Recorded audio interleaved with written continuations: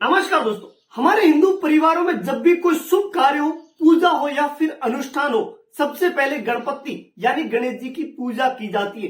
भाद्रपद शुक्ल चतुर्थी को गणेश जी का जन्म दिवस है और इस जन्म दिवस के उपलक्ष्य में हर घर, हर मंदिर और हर गली मोहल्ले के अंदर गणपति जी विराजमान होते, उनकी पूजा की जाती है। आखिर क्या रीजन है, किस वजह से ब्रह्मा, विष्णु और महेश जी से भी पहले गणेश जी की पूजा की जाती है, आइए जानते हैं इस वीडियो के अंदर। गणेश पुराण के अनुसार 3 कथाएं प्रचलित है जिसकी वजह से गणेश जी की पहले पूजा की जाती है। इसमें पहले नंबर पर पार्वती जी ने अपनी सखियों के कहने पर अपने महल से एक गण को जन्म दिया और उन्होंने गण को आदेश दिया कि किसी भी व्यक्ति को अपने महल के अंदर प्रवेश नहीं करने देंगे। थोड़ी ही देर में शिव जी महल की ओर आने लगे और उस गण ने शिव जी को रोक दिया, लेकिन शिव जी इसको देख करके अपने गणों को आगे भेजा और उस बालक को हटाने के लिए कहा, लेकिन बालक ने उन गणों के साथ साथ ब्रह्मा, विष्णु और सभी देवताओं को पराजित कर दिया। ये सब देख करके शिव जी क्रोधित हुए और विष्णु के साथ मिलकर के खुद युद्ध में उतर गए और विष्णु ने बालक का ध्यान भटकाया और शिव जी ने त्रिशूल से उस गण के सिर को धड़ से अलग कर दिया। ये सब देख करके पार्वती जी क्रोधित हो गए। पार्वती जी ने अपनी असंख्य शक्तियों को जागृत करके संसार में प्रलय लाने का आदेश दे दिया। ये सब देख करके शिव जी डर गए और उन्होंने पार्वती जी से माफी मांगी, लेकिन पार्वती जी ने कहा कि आपको माफी तभी मिलेगी, संसार का प्रलय तभी रुकेगा जब आप गणेश जी को वापिस से जीवित करेंगे और उन्हें सर्वाध्यक्ष का आदेश देंगे।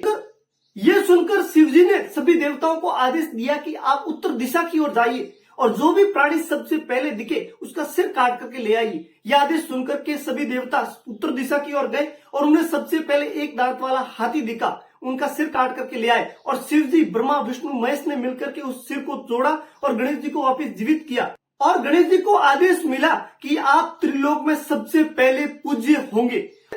अब देखते हैं गणेश जी की सबसे पहले पूजा होने की गणेश पुराण की दूसरी कथा। देवताओं ने देखा कि संसार में सभी लोग अपने अपने अलग अलग इष्ट देवता की पूजा करते हैं और अपने शुभ कार्यों को प्रारंभ कर लेते हैं। ऐसे में किसी देवता की पूजा सबसे ज्यादा होती है और किसी देवता की पूजा होती ही नहीं है। ऐसे में देवताओं के बीच में विवाद छिड़ गया कि आखिर संसार के अंदर प्रथम पूज्य देव कौन बनेगा। इस समस्या को लेकर के वे शिव जी के पास गए और उन्हें सारी समस्याएं बताई। शिव जी ने सभी देवताओं को आदेश दिया कि जाओ आप संसार की परिक्रमा करके आओ और जो भी सबसे पहले यहाँ पर पहुंचेगा वही प्रथम पूज्य देवता बन जाएगा। ये सब सुनकर के देवता अपने अपने वाहनों को लेकर के संसार की यात्रा करने निकल गए, लेकिन गणेश जी वहीं पर अपने वाहन मूष के साथ खड़े रहे।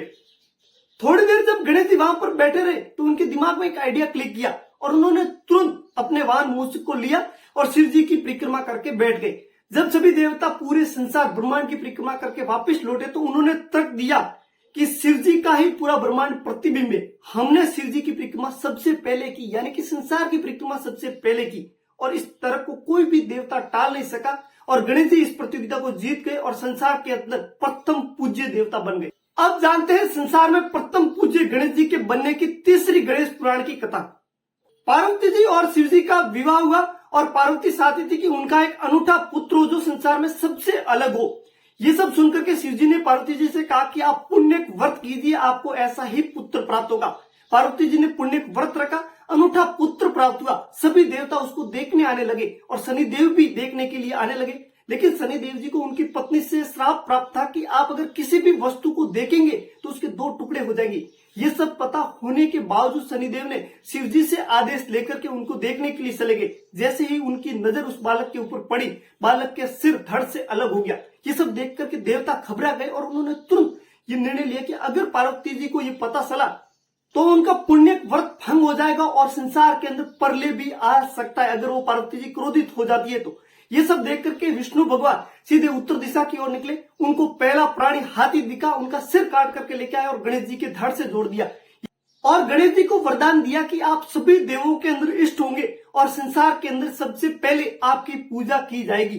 दोस्तों, ये तीनों कहानियां बताने में अगर थोड़ी भी गलती हुई हो तो उसे क्षमा कीजिए, कमेंट में बताइए और ऐसे वीडियोस के लिए हमारे चैनल को सब्सक्राइब कीजिए।